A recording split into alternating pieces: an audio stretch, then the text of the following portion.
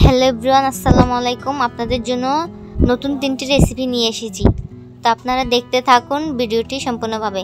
তো আমি এখানে হাফ চা চামচ রসুন বাটা দিয়েছি, আদা বাটা দিয়েছি, আমি দিয়েছি মরিচ বাটা, তারপর দিয়ে দিয়েছি জিরার গুঁড়া, এরপর দিয়ে দিয়েছি একটু গোলমরিচের গুঁড়া, তারপরে দিয়ে দিব আপনাদের পরিমাণ মতো মশলাগুলো দিয়ে নেবেন। তারপরে আমি হলুদের গুঁড়া দিয়ে দিয়েছি, এরপর দিয়ে দিচ্ছি একটু ফুড কালার, দিয়েছি হাফ চা চামচ চিনি, এরপর দিয়ে দিব 2 চামচ টক দই দিয়ে দিব, এরপর দিয়ে দিব 1 চা চামচ টমেটো সস। সবগুলা দিয়ে এখন মশলাগুলোকে, এরপর দিয়েছি হাফ চা চামচ গরম মশলার গুঁড়া, 1 চা চামচ লাল মরিচের গুঁড়া, তারপর দিয়ে দিয়েছি পরিমাণ মতো লবণ। তো আপনারা সবগুলো মশলা দিয়ে পরিমাণ মতো ভালোভাবে মশলাটাকে মেখে নেবেন। মশলাগুলো মাখানোর পরে মাংসগুলো দিয়ে দিবেন, দেওয়ার পরে মশলার সাথে মাংসগুলো ভালোভাবে মেখে নেবেন যাতে মশলাগুলো মাংসের মধ্যে ঢুকে যায়। তারপর আমি একটা তাওয়াতে তেল গরম করে নিয়েছি, তেলটা হাই হিটে গরম করে আমি মাংসগুলো দিয়ে নিয়েছি। তো এখন এগুলো আমি আমার পছন্দ মতন ভেজে নিব। তা আমি একটু সিদ্ধ হয়ে আসার জন্য ঢাকনা দিয়ে ঢেকে দিয়েছিলাম, মাঝে মাঝে নেড়েচেড়েও দিয়েছি। তো আমি মাংসগুলোকে সম্পূর্ণভাবে ভেজে নিয়েছি। তো এবার চলে যাব পরের রেসিপিতে।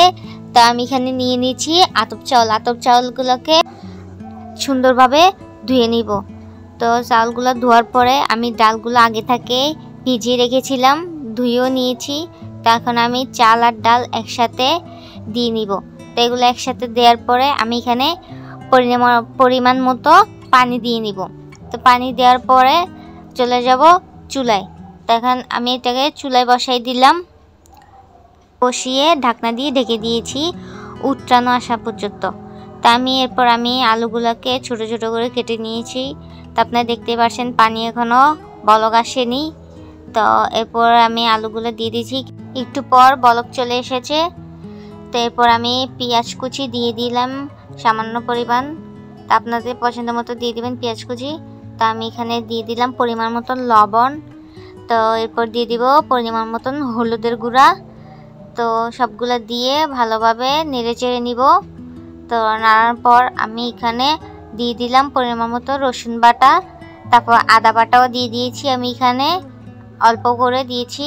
তো আমি একটু কাঁচামরিচ বেটে নিয়েছিলাম, তো এগুলো একটু ঝালের জন্য দিয়েছি, আপনাদের পছন্দ মতন আপনারা দিতে পারেন। তারপর দিয়ে দিয়েছি জিরার গুঁড়া, তারপরে দিয়েছি গরম মশলার গুঁড়া।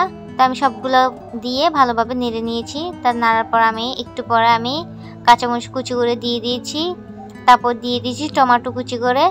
তো সবগুলো দিয়ে আমি আবার ভালোভাবে নেড়ে চেড়ে নিব।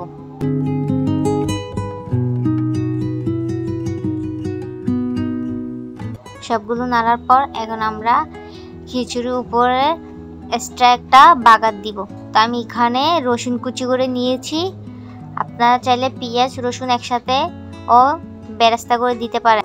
তো এগুলো আমি এখন ব্রাউন কালার করে নিয়েছি, ব্রাউন কালার করে এখন আমি এগুলো খিচুড়ির উপরে দিয়ে দিয়েছি। তো এগুলো দিয়ে আবার এগুলোকে সুন্দরভাবে আবার নেড়ে চেড়ে দিব যাতে বেরেস্তা করা এগুলো আর খিচুড়ির সাথে মিক্স হয়ে যায়। তো ভালোভাবে নাড়ার পর আমি ধনিয়া কুচিও দিয়ে দিলাম এর মাঝে। তো এগুলো দিয়ে সম্পূর্ণভাবে নেড়ে চেড়ে কিছুক্ষণ পর নামিয়ে দিব। তো দেখতে পাচ্ছেন আমাদের খিচুড়ি হয়ে গিয়েছে, এখন আমি চুলা থেকে নামিয়ে নিব। তো এরপর চলে যাব আমি নতুন রেসিপিতে। আপনারা দেখতেই পাচ্ছেন এখানে অল্প কিছু মাংস রয়েছে। তো আমি এর আগে মাংস কিছু ভেজে নিয়েছি, তো এগুলো আমি এখন রান্না করে দেখাবো। তো আমি প্রথমে হলুদের গুঁড়া দিয়ে দিয়েছি পরিমাণ মতো, মরিচের গুঁড়াও দিয়ে দিয়েছি, একটু লবণও দিয়ে দিয়েছি। তো সবগুলো দিয়ে ভালোভাবে মাখিয়ে নিব। মাখার পর আমি একটা তাওয়ায় তেল গরম করে নিয়েছি। তো তেলগুলো গরম হওয়ার পর আমি মাংসগুলোকে সুন্দর করে ভেজে নিয়েছি। তো মাংসগুলো ভাজার পর আমি চুলায় একটা পাতিল বসিয়ে দিয়েছি। তো এখানে তেল দিয়ে দিয়েছিলাম, পেঁয়াজ কুচিও দিয়ে দিয়েছি। তো আমি এগুলোকে একটু ব্রাউন করে ভেজে নিব। তো এরপর দিয়ে দিব পরিমাণ মতন রসুন বাটা, তো পরিমাণ মতন আদা বাটাও দিয়ে দিব।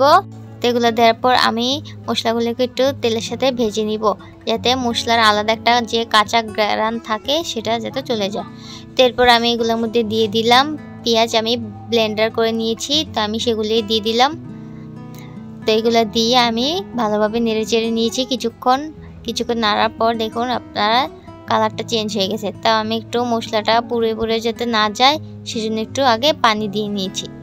তো পানিগুলো দেওয়ার পর আমি এখানে দিয়ে দিলাম হলুদের গুঁড়া, মরিচের গুঁড়া, তারপরে দিয়ে দিব লবণ পরিমাণ মতন। তো সব কিছু দিয়ে মশলাগুলোকে সুন্দর করে একটু নেড়ে নিলাম। তারপর দিয়ে দিলাম 1 চা চামচের মতন জিরার গুঁড়া, গরম মশলার গুঁড়া। এগুলো দিয়ে দেখতে পাচ্ছেন আমি এবার নেড়ে নিয়েছি।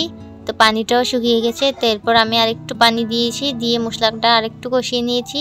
তো এরপর দেখতে পাচ্ছেন আপনারা আমি যে মাংসগুলোকে ভেজে নিয়েছি সেগুলো দিয়ে আবার একটু নেড়ে চেড়ে নিয়েছি কিছুক্ষণ। তো মাংসগুলো হওয়ার পর আমরা খিচুড়ির সাথে মজা করে খাবো। আজকে এই পর্যন্তই ছিল রেসিপি। ভিডিওটি ভালো লাগলে লাইক, কমেন্ট, সাবস্ক্রাইব করে দিবেন। টাটা।